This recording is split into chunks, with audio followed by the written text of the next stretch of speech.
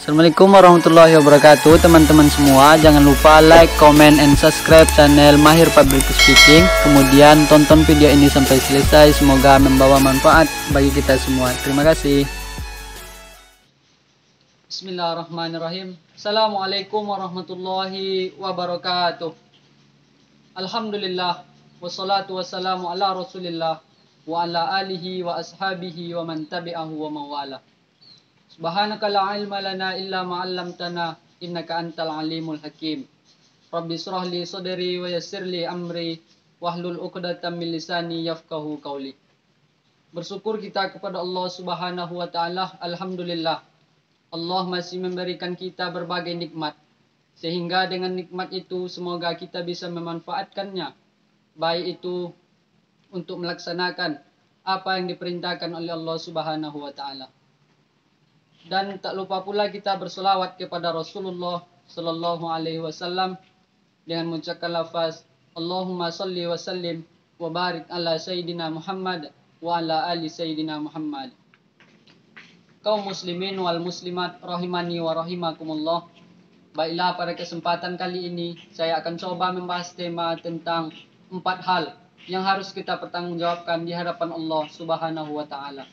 Kaum muslimin yang berbahagia, dahulu ada seorang pengusaha besar berumur 65 tahun. Terkenal, asetnya tidak lagi terhitung. Suatu hari pengusaha ini bertemu dengan seorang wartawan.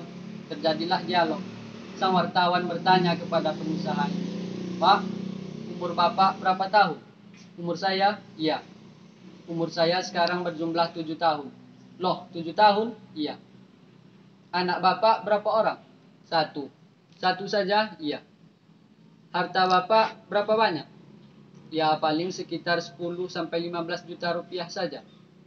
Sang wartawan berkata, "Pak, kenapa Bapak berdusta? Bapak orang terkenal, pengusaha besar, punya biografi. Kami tahu umur Bapak 65 tahun. Kenapa Bapak bilang cuma 7 tahun?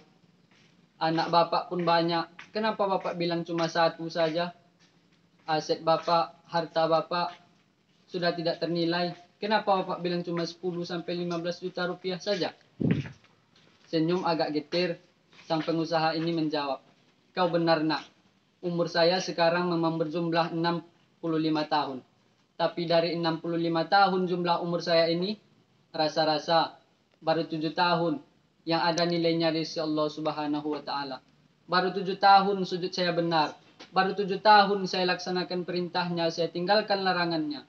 Sedangkan sisa yang lain habis kelabu warnanya, penuh dengan dosa dan kemaksiatan. Makanya saya katakan umur saya baru 7 tahun.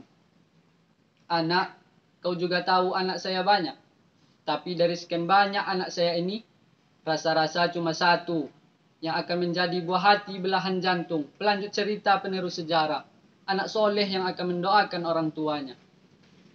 Mengenai harta kau juga benar. Harta saya, aset saya di mana-mana. Di setiap bank hampir ada deposito saya. Tapi dari sekian banyak harta saya ini, yang saya ingat baru 10-15 juta rupiah saja. Yang saya belanjakan ke jalan Allah. Saya sumbangkan ke masjid. Saya bantu pondok pesantren. Saya bantu anak yatim piatu. Dan semua itu yang akan menjadi milik saya sebenarnya. Yang akan saya bawa menghadap Allah. Yang akan saya bawa ke alam akhirat. Sedangkan sisanya akan menjadi rebutan ahli waris sesudahnya." Kaum muslimin wal muslimat rahimani wa rahimakumullah. Berangkat dari peristiwa itu, saya akan coba membacakan sebuah hadis Nabi tentang apa saja yang harus kita pertanggungjawabkan di hadapan Allah Subhanahu wa taala.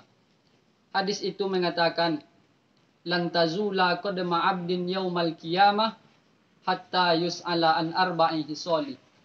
Besok di hari kiamat tidak akan bergeser telapak kaki seorang hamba sebelum ia dimintakan pertanggungjawaban mengenai 4 persoalan. Apa yang 4 itu? Yang pertama, an umrihi fi ma'afnahu. Umur yang diberikan akan dimintakan pertanggungjawaban. Di mana umur itu dihabiskan? Diberikan umur 40 tahun, 50 tahun, 60 tahun, sampai 70 tahun, bahkan 100 tahun. Sejak kita akil balik hingga ajal merenggut nyawa. Di mana umur itu kita habiskan? Apalah arti umur panjang jika hanya digunakan untuk menumpuk dosa dan kemaksiatan. Lebih baik umur yang panjang tetapi digunakan untuk menumpuk amal-amal kebaikan. Sebagaimana yang disebutkan oleh Nabi, khairukum man tola umruhu wa hasuna amalu. Sebaik-baik di antara kalian ialah orang yang panjang umurnya dan banyak juga kebaikannya. Umur ini yang sering kita berleha-leha menghabiskannya dengan sesuatu yang tidak bermanfaat, kelak akan dimintakan pertanggungjawaban di hadapan Allah Subhanahu wa taala. Sedangkan yang kedua, wa an sababihi fima ablahu, masa muda. Pernah diberikan masa muda. Di mana masa muda itu dihabiskan? Hura-hura atau untuk sesuatu yang bermanfaat? Yang ketiga, wa an ilmihi maza amilabi. Kita akan dimintakan pertanggungjawaban mengenai ilmu yang diberikan. Untuk apa ilmu itu diberikan? Apakah untuk mencerdaskan umat atau malah membodohi orang lain? Agar hamba menjadi hamba Allah atau agar orang menghambakan dia? Ilmu juga akan dimintakan pertanggungjawaban. Sedangkan yang terakhir, wa an malihi min aina iktasabahu wa fima anfaqahu. Kita akan dimintakan pertanggungjawaban mengenai harta kita. Dari mana harta itu kita dapat dan kemana harta itu kita belanjakan.